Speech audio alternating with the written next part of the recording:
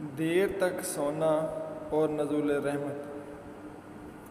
ایک شخص حضرت ابراہیم بن ادم سے بحث کر رہا تھا کہ برکت نام کی کوئی چیز نہیں ہوتی۔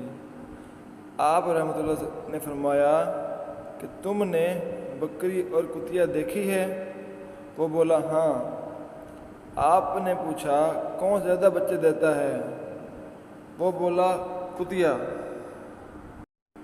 تو آپ نے فرمایا کہ تمہیں بکریاں زیادہ نظر آتی ہیں یا کتے؟ وہ بولا بکریاں۔